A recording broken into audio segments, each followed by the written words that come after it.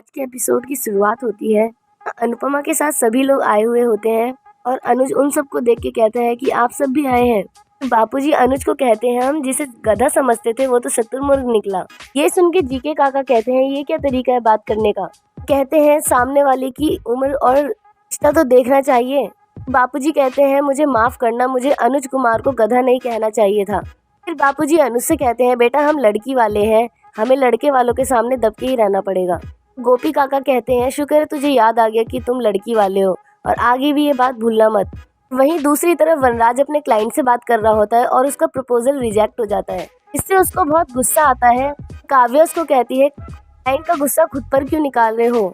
तो वनराज कहता है तो मैं क्या करूं बताओ, मालविका ने मुझे 1 महीने की मोहलत दी थी और वो टाइम भी खत्म होने वाला है और मैं अभी तक एक कॉन्ट्रैक्ट भी हासिल नहीं कर पाया।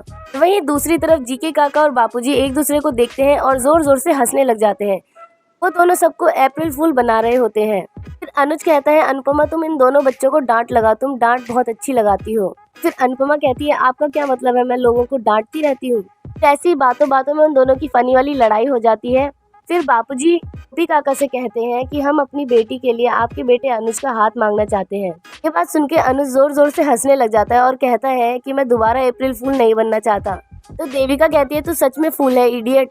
वहीं दूसरी तरफ काव्य वनराज एक दूसरे से बात कर रहे होते हैं और काव्य कहती है अगर मालविका की कंपनी में काम नहीं हो पा रहा है तो तुम किसी और कंपनी में काम करो, यहाँ पर तुम अपना टाइम वेस्ट कर रहे हो। कि तुम्हारे और मालविका बीच में ना दोस्ती बची है ना ही ट्रस्ट। अब वो अनुज की बात ही मानेगी। वनराज कहता है तुम मलहम लगाने आई हो या मेरे जख्म कुरेदने आई हो। काव्य कहती है तुम बस बातों के शेर होगी, अपने फेलियर के जिम्मेदार सिर्फ तुम ही हो। वनराज काव्य पर चिल्लाते हुए कहता है मैं ना ही इतना बेशर्म हूँ और ना ही इतना लाचार, मेरे अंदर मेरा दिमाग और टैलेंट है, मैं तो कुछ न कुछ कर ही लूंगा। लेकिन अगर तुम्हें प्रॉब्लम है तो तुम सोचो तुम्हें क्या करना है। अगर तुम्हें मेरे साथ अपना फ्यूचर और सिक्योरिटी नहीं दिख रही है तो कोई और जाके ढूंढो। इस कहानी का हीरो मैं था और मैं ही रहूंगा। वहीं दूसरी तरफ जीके काका आरती की थाल लाते हैं और अनुज अनुपमा की आरती उतारता है जिसे देख के वो इमोशनल हो जाती है।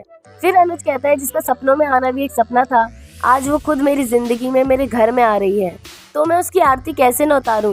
फिर सभी घर के अंदर आते हैं और देविका अनुज से कहती है वाह बेटा बहुत हिम्मत बढ़ गई है। फिर जीके काका बापूजी से कहते हैं चलिए अब रिश्ते की बात शुरू करते हैं। तो अनुपमा शर्मा के किचन में चली जाती है तो उसके पीछे अनुज भी चला जाता है और जीके काका कहते हैं कल मुक्कू का फोन आया था और वो ये सुन के बहुत खुश हो गई है कि अनुपमा ने शादी के लिए हाँ कर दी है और वो बोल रही थी कि वो बहुत जल्दी आने वाली है। फिर बापूजी कहते हैं अब आगे कोई भी अड़चन है उससे पहले हमें उनकी शादी करवानी चाहिए। तो जीके काका कहते हैं मैं नहीं चाहता कि हमारे बच्चों की शादी उस घर से हो, वहाँ पर हमारे बच्चों की खुशियाँ लूटने के लिए लुटेरे बैठे हुए हैं। फिर लगता है कि वो लोग ये शादी शांति से होने देंगे। फिर वहीं दूसरी तरफ अनुज और अनुपमा का सीन आता है जहाँ पे अनुपमा चाय बना रही होती है।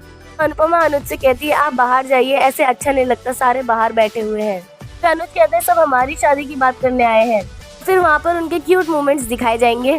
फिर वही बापूजी जीके काका से कहते हैं कि तू अपनी जगह सही है, अगर तेरी जगह मैं होता तो मैं भी यही करता। जीके काका कहते हैं तो फिर बात खत्म। लेकिन बापूजी कहते हैं तुझे क्या लगता है अगर हम शादी कहीं और करेंगे तो अनु लीला और तोशु को नहीं बुलाएगी, वो लोग वहाँ भी आएंगे।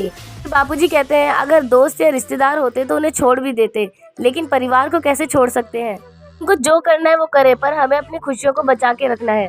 फिर अनुपमा और अनुज किचन से आते हैं। फिर उनकी शगुन की रस्म शुरू हो जाती है। फिर उनकी शगुन की रस्म पूरी होती है और सभी खुश होके कहते हैं मान की शादी की तैयारियां शुरू हो। और फिर वहाँ पे सभी लोग नाचने लग जाते हैं। इसी के साथ आज का एपिसोड खत्म होता है। दोस्तों ऐसी लेटेस्ट वीडियो के लिए हमारे साथ बने रहें। Thanks for watching.